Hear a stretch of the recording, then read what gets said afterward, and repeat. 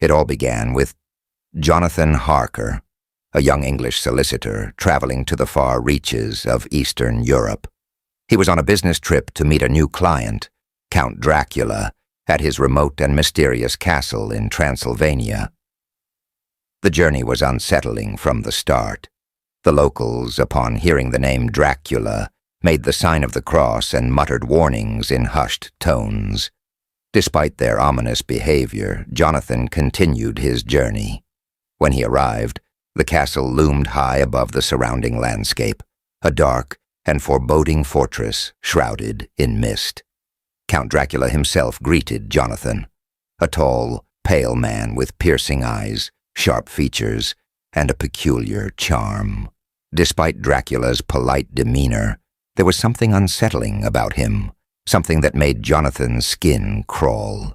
Jonathan soon realized that he was more prisoner than guest. The castle was a maze of locked doors, eerie hallways, and strange noises in the night. Jonathan would wake to the sound of wolves howling, their cries echoing through the mountains like a sinister symphony.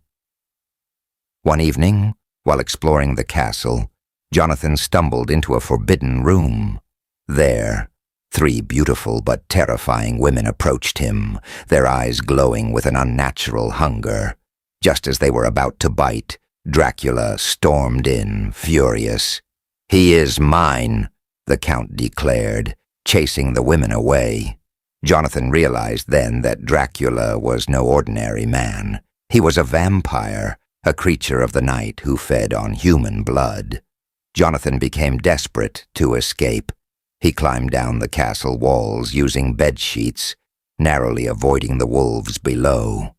Exhausted and terrified, he fled back to England, leaving behind the horrors of Dracula's domain, or so he thought.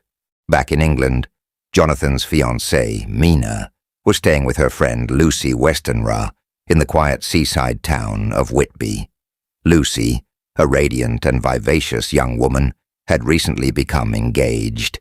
However, strange things began happening to her. She started sleepwalking at night, and one evening Mina found her on a cliff, with a shadowy figure standing over her. Unbeknownst to them, Count Dracula had arrived in England aboard a ghostly ship, which washed ashore in Whitby with all its crew mysteriously dead.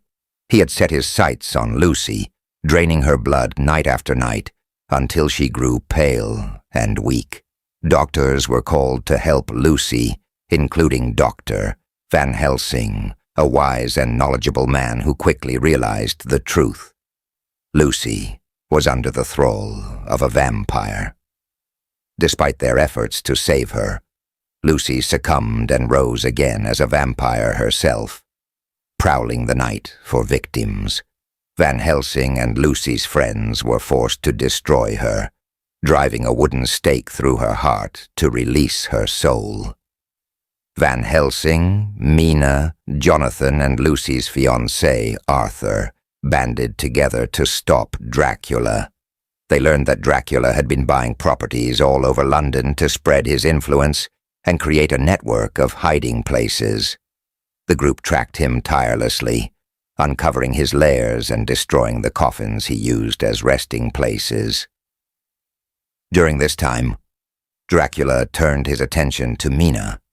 He bit her, forcing her to drink his blood, creating a psychic link between them.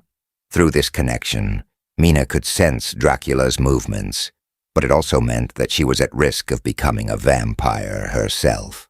Van Helsing used this connection to their advantage, leading the group in a final chase. Dracula, sensing his time was running out, fled back to Transylvania. The group pursued him relentlessly, determined to end his reign of terror once and for all. The climactic showdown took place at Dracula's castle. As the sun set, the group fought off Dracula's loyal servants, racing against time to reach him before nightfall, when his powers would be strongest.